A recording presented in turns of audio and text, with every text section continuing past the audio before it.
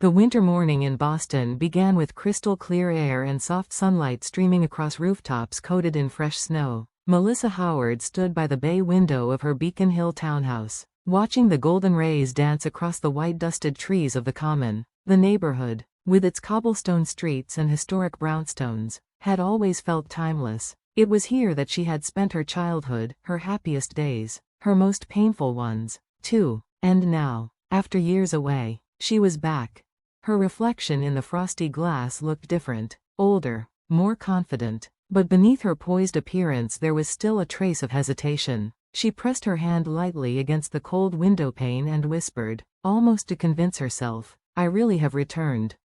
It had not been an easy decision to leave her flourishing career in New York as an interior designer. The city had given her independence, recognition, and a life she had carefully built for herself. But returning home was about more than geography. It was about stepping into unfinished chapters, family ties, and unspoken rivalries. What tipped the scales, however, was David Clark.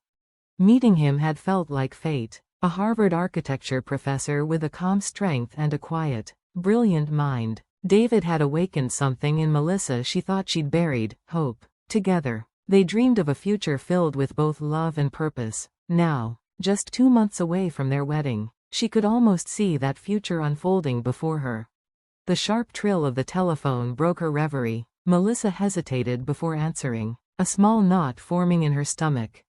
"Melissa, darling, how are the preparations for tonight's engagement party coming along?" Her mother, Elizabeth, spoke with her usual measured elegance, every syllable carrying the weight of Boston high society. For Elizabeth, appearances were not just important, they were everything. A daughter's wedding was not simply a celebration, but a statement. "I'm fine, Mom. Everything's going smoothly. Just," Melissa paused, biting her lip. "Have you heard back from Caroline?" There was silence for a beat, followed by the faintest intake of breath on the other end of the line. "Yes," Elizabeth said slowly. "She called yesterday. She said she's coming. She's coming home after all this time." The words fell heavy, their impact immediate. Melissa felt her heart sink slightly, a flutter of unease rippling through her. Caroline, her younger sister, the golden child, was returning. Caroline had always been different. Where Melissa's strengths lay in diligence and discipline, Caroline dazzled with charm and beauty. Since childhood, she had absorbed their parents' affection as naturally as sunlight. Teachers adored her, friends gravitated toward her, and men seemed to orbit her like moths to a flame. And though Melissa never admitted it aloud, the shadow of comparison had never quite faded. "I see. That's good," Melissa managed, her tone carefully measured. But inside, the storm was building. Caroline's presence meant attention, drama, and an inevitable stirring of old wounds. By evening, the Beacon Hill restaurant glowed with warmth and golden light, its polished wood floors gleaming beneath the crystal chandeliers. Guests filled the room, laughter mingling with the soft music of a string quartet. Melissa entered on David's arm, his reassuring smile grounding her as relatives and friends greeted them with embraces and congratulations. "You look beautiful tonight," David whispered, pressing a kiss to her hand. "Nervous," Melissa admitted softly. "It's been so long since we were all together." "It will be fine," he murmured, squeezing her fingers. "I'm right here." For a while, she let herself breathe. Her father Joseph gave a heartfelt toast, the sound of clinking glasses echoing warmly. The atmosphere was perfect, until the heavy oak door swung open. The room shifted, heads turned, conversation hushed. Caroline stood framed in the doorway like she owned the night, her blonde hair cascaded in soft waves, her emerald dress hugging her figure with practiced perfection. She moved with the ease of someone who knew every eye was on her, and indeed, they were. "Sorry I'm late," she announced with a smile that was equal parts apology and provocation. Her voice carried easily across the room, as though it belonged there. Their mother rushed to embrace her, their father's face lighting up with rare animation. And then, Caroline glided toward Melissa, her heels clicking softly against the polished floor. "Congratulations." She leaned in, brushing Melissa's cheek with a kiss. "You've found a wonderful fiancé." The words were polite, but the glint in her eyes carried something else. Possession, perhaps, a quiet challenge. Melissa forced a smile. Thank you, Caroline. I'm glad you could come. The night carried on, but Melissa could feel the shift. As always, Caroline became the gravitational center of the room. Guests clustered around her, her laughter rising like champagne bubbles above the hum of conversation. And what unsettled Melissa most wasn't the attention Caroline commanded, it was the way she leaned just a little too close to David, her hand brushing his arm, her lips whispering secrets that drew bursts of shared laughter. Melissa's chest tightened. This is your night. Don't let her take it from you, she reminded herself. But the unease lingered, simmering beneath her practiced composure. Near the end of the evening, Caroline raised her glass with a sudden flourish. The chatter died instantly, as though the room had been waiting for her to speak. I'd like to say a few words about my sister, Melissa. Her voice dripped with sweetness, but the undercurrent was sharp, deliberate. Melissa is such a hard worker. She puts her all into everything, doesn't she? Caroline's gaze locked with Melissa's, her smile faintly mocking. I wish you all the happiness in the world, from the bottom of my heart. Congratulations.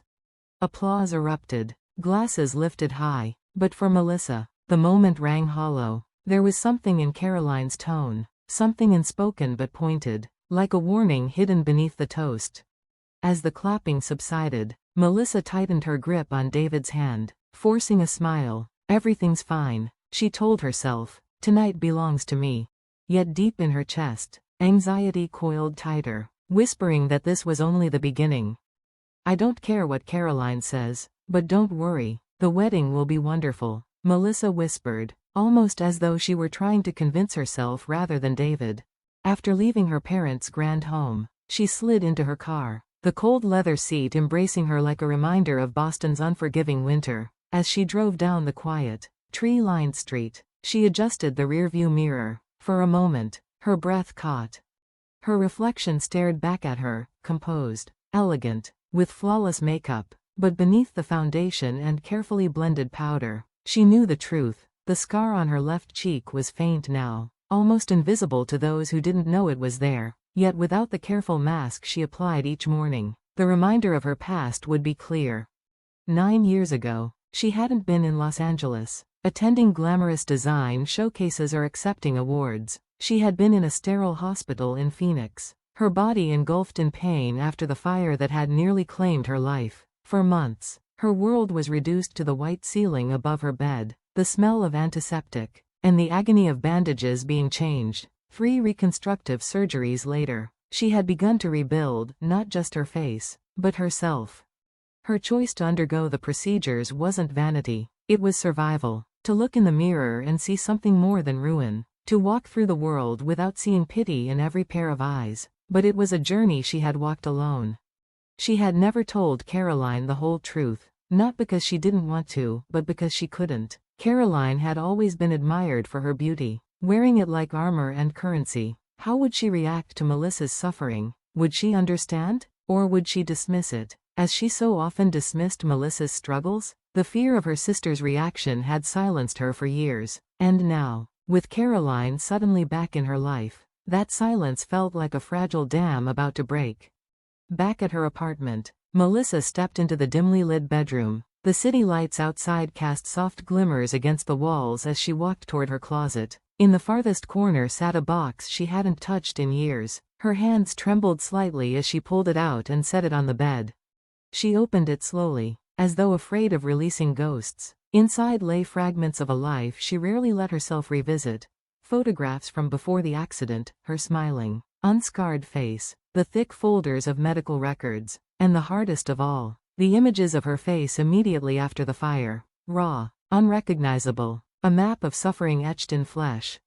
Her throat tightened. She ran a finger over one of the photos, tracing the outline of her old smile. It's been a long journey, she whispered, her voice breaking in the quiet room. Just then, her phone buzzed on the nightstand. David's name lit up the screen. She picked it up quickly, needing the anchor of his voice. I'll come with you for the final fitting tomorrow, he said warmly, his tone steady, like the foundation she leaned on when her own faltered. Relief washed over her. Thank you, David. I'm so glad you're here. After hanging up, she carefully placed the photos back into the box. returning it to its hiding place at the back of the closet. The past belonged there, locked away. She had fought too hard to move forward. Now, she was about to begin a new life. The day of the wedding arrived with a crisp blue sky and the solemn bells of St. Paul's Church echoing across Boston. As the ceremony concluded, Melissa felt a weight lifting from her shoulders. She stood beside David, her hand in his, her vows freshly spoken. For the first time in years, peace felt real. In the dressing room before the reception, her best friend Jennifer crouched by her gown, smoothing the delicate fabric. "If anything happens, signal me right away," Jennifer whispered, her eyes sharp with protective concern. Melissa laughed softly, shaking her head. "I'm fine. Truly, I'm happy today." And she meant it. For a fleeting moment, the doubts dissolved. Her parents had cried during the vows, the guests had blessed them warmly, and David's gaze, full of quiet love, was enough to make her believe she was safe. At the hotel ballroom, the reception began with grandeur. Applause thundered as Melissa and David entered as husband and wife. Hand in hand, they made their way to the head table, yet as the applause died down, Melissa's eyes instinctively searched for Caroline. There she was, draped in a striking emerald green dress, her blonde hair gleaming under the chandeliers. She sat with a young man at her side, smiling with effortless charm. When their eyes met, Caroline lifted her hand in a casual wave, her expression unreadable. "She seems to be behaving herself," Melissa whispered under her breath. David gave her hand a reassuring squeeze. "Today is our day. There's nothing to worry about." For a while, he was right. The reception flowed beautifully. Waiters served exquisite dishes, and a jazz band played smooth melodies that filled the air with warmth. Melissa and David moved from table to table, exchanging laughter and thanks with their guests. But as they approached Caroline's table, Melissa's chest tightened, her steps slowing. "Big sister, congratulations," Caroline said brightly, rising from her chair to embrace her. Her perfume was sweet, overwhelming, and her smile dazzling. "You look absolutely beautiful today."